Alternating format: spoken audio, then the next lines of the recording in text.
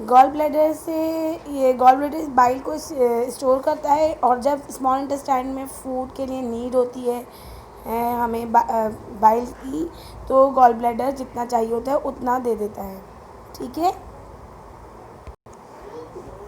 Bile juice का काम क्या होता है? बाइल जूस क्या करता है? फैट्स को इमल्सिफाई करता है, फैट्स को तोड़ता फोड़ता है, और स्मॉल इंटेस्टाइन में जो एंजाइम्स हैं उनके लिए अल्कलाइन माहौल बनाता है। यानी अगर एसिडिटी ज़्यादा है खाने में तो उसको नॉर्मल करने में ये बाइल ही मदद देता है।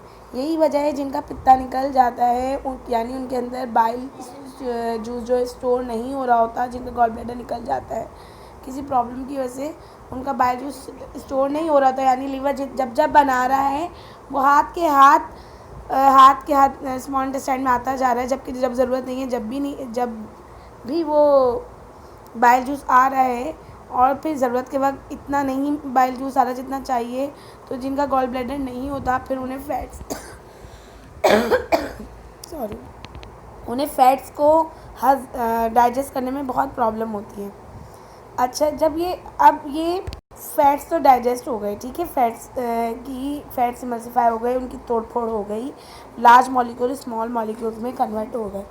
अब क्या हुआ? अब स्मॉल इंटेस्टाइन में खाना आगे बढ़ा, आगे आके अब प्रोटीन, कार्बोहाइड्रेट और मज़ीद फैट्स, यानी सारे फैट्स नहीं हुए होते, मज़ीद फैट्स आके और मज़ीद एंजाइम सिक्रेट कर रहा होता है पैनक्रियाज।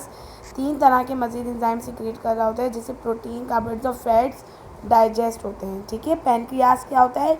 लबलबा सुना होगा आप लोगों ने, लबलबा, उसको पैनक्रियाज कहते हैं। ये क्या करता है? ये 3 तरह के मज़ीद एंजाइम सिक्रेट करता है जिससे कार्बोहाइड्रेट, प्रोटीन और फैट्स के लार्ज मॉलिक्यूल स्मॉल मॉलिक्यूल में कन्वर्ट हो रहे होते हैं और डाइजेशन का प्रोसेस हो रहा होता है। अच्छा, जो ये स्मॉल इंटेस्टाइन की जितनी भी वॉल है अंदर से ना, ये स्मूथ नहीं होती, बिल्कुल स्मूथ नहीं होती इसमें, बल्कि जैसे फिंगर लाइक प्रोजेक्शन छोटे छोटे छोटे छोटे होते हैं, जिन्हें क्या कहते हैं, जिनके प्लूरल है वेलाई, वेलाई कहते हैं इन्हें। क्या कहते हैं इन्हें?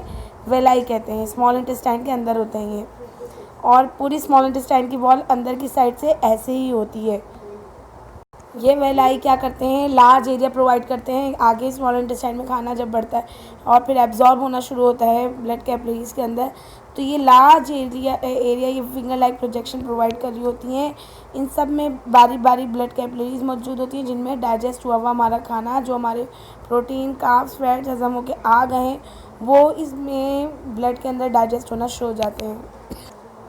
ये पूरा डाइजेस्टिव प्रोसेस था, और कहाँ से स्टार्ट हुआ है? ये माउथ से स्टार्ट हुआ है, डाइजेशन स्टार्ट हुआ है, ये इंटेस्टाइन में ब्लड कैपिलरीज में हमारा डाइजेस्ट हुआ फूड शामिल होना शुरू हो गया है। जो हमने लार्ज मॉलिक्यूल्स पढ़े थे वो सब अब किसमें? स्मॉल मॉलिक्यूल्स में कन्वर्ट हो चुके हैं। फैट्स किसमें कन्वर्ट हो चुका है? फैटी एसिड और ग्लिसरॉल में।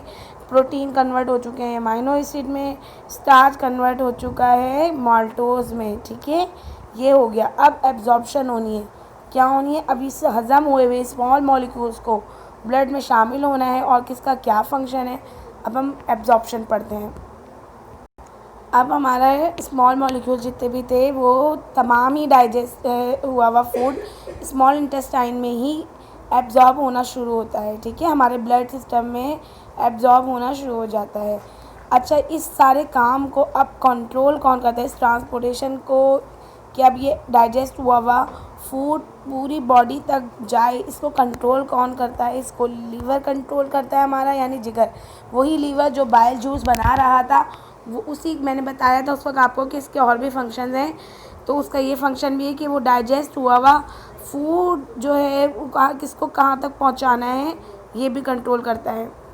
जैसे कि स्टार्च जो हमारा ग्लूकोज में अब कन्वर्ट हो चुका है, उसको हमारे रिस्पायरेटरी सिस्टम में पूरी उसको ज़रूरत होती है, तो ये क्या करता है? ये लीवर का प्रोवाइड करता रहता है, इस ग्लूकोज को हमारे ब्लड में सर्कुलेट करने में मदद देता है, और जितना भी ग्लूकोज हमारे ब्लड को चाहिए होता है प्रोवाइड करता रहता है।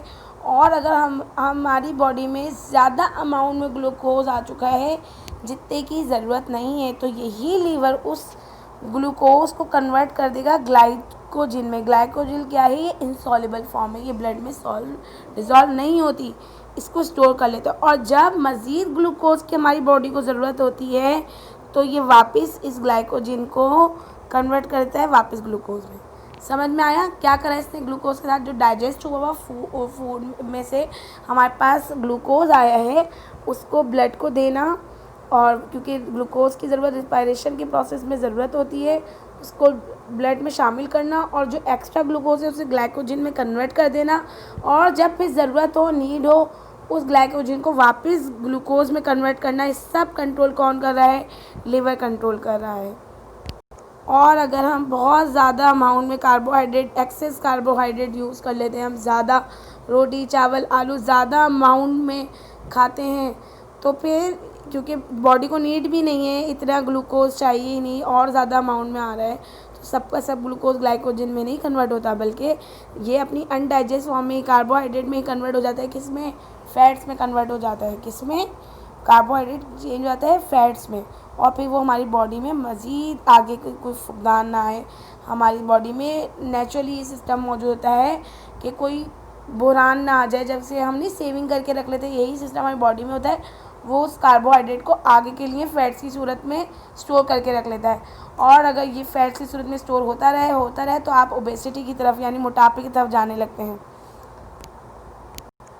अब अमाइनो एसिड जो प्रोटीन हमारा हज़म हुआ आया है अमाइनो एसिड की फॉर्म में, ये स्टोर नहीं होता फैट्स की सूरत में, ठीक है। ये बल्कि हमारे मसल्स जो टूट गए फूट गए, हमारे सेल्स रिपेयर करने के लिए बॉडी में काम आता है। हमारी ग्रोथ में हम रोज़ाना हम डेली बेसिस पे ग्रोथ कर रहे हैं ना, हमारे नेल्स ग्रोथ कर रहे हैं, हमारे हेयर ग्रोथ कर रहे हैं, हम छोटे से बड़े हो गए, बड़े मतलब मुसलसल ग्रोथ का प्रोसेस हमारे अंदर हो रहा है।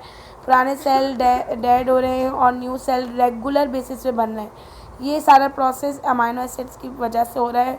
और एक्सेस अमाइनो एसिड जो होता है, यानी ज़रूरत से ज़्यादा जो अमाइनो एसिड होता है, वो यूरिया की फॉर्म में कन्वर्ट हो जाता है और बॉडी से बाहर आ जाता है, ठीक है। वो बॉडी से एक्सक्रीट कर दिया जाता है। कार्बोहाइड्रेट बाहर नहीं आता, कार्बोहाइड्रेट फैट्स की सूरत में बॉडी में ही स्टोर हो जाता है। अच्छा, ये तो बात थी सारी डाइजेस्ट हुआ हुआ फूड। अब जो अनडाइजेस्टेड फूड है, यानी अब हमारे खाने में बहुत सारी चीज़ें ऐसी हैं जो हमारी बॉडी हज़म नहीं करती, जैसे कि हम जो प्लांट की सेल वॉल जो होती है हम खा रहे हैं, यानी जो वेजिटेबल्स खा रहे हैं, इनकी सेल में सेल वॉल्स होती है ना, यानी वो सेल वॉल हमारी बॉडी में डाइजेस्ट नहीं होती, प्लांट की सेल वॉल, तो वो अनडाइजेस्टेड फूड में शामिल होती हैं, जिससे फाइबर हम अक्सर कहते हैं। वो सब क्या हैं? वो प्लांट की सेल वॉल वगैरह ही हैं। सॉरी, वो अनडाइजेस्टेड फॉर्म में और फूड में पानी भी मौजूद है, हमारे मिनरल सॉल्ट भी मौजूद है, वो सब भी ये सब अनडाइजेस्टेड फूड आगे लार्ज इंटेस्टाइन में। लार्ज इंटेस्टाइन में क्या होता है? जो काम की चीज़ होगी ना उस अनडाइजेस्टेड फूड में, जैसे सॉल्ट, मिनरल वाटर, वो सब वो लार्ज इंटेस्टाइन के वॉल में ही एब्जॉर्ब हो जाएगी, ठीक है। और बाकी बचेगा क्या? बाकी जो बचेगा, जो हमारी बॉडी को जिसकी ज़रूरत नहीं है, सेलुलोज जो नहीं डाइजेस्ट हो सकता, ये सब चीज़ें हमारी अनडाइजेस्ट फॉर्म में रेक्टम के थ्रू बाहर निकल जाती हैं, ठीक है। अच्छा, ये जो स्टोर हुआ है जिस अनडाइजेस्ट फूड जो रेक्टम में जब तक रेक्टम फिल नहीं हो जाता स्टोर होता है, इसको फेसेस कहते हैं। क्या कहते हैं? फेसेस, ठीक है। इसमें बैक्टीरियाज भी मौजूद होते हैं। ये रेक्टम में आके ये जगह जहाँ पे ये स्टोर हुआ होता है, ये वाला अनडाइजेस्ट फूड जो जिसको पास होना बॉडी से ज़रूरी है, और पास कहाँ से हो जाता है? एनस से हो जाता है, ठीक है। अच्छा, हमारी इंटेस्टाइन की वॉल के साथ बहुत सारे बैक्टीरिया भी होते हैं। ये बैक्टीरिया भी फेसेस के थ्रू बाहर निकल जाते हैं, और मतलब उनकी तो ग्रोथ मुसलसल होती रहती है, तो अंदर भी मौजूद है। इनमें से हार्मफुल बैक्टीरिया भी होते हैं, इनमें काम के बैक्टीरिया भी होते हैं जो हमें मुख्तलिफ़ बीमारियों से लड़ने में मदद देते हैं, ठीक है।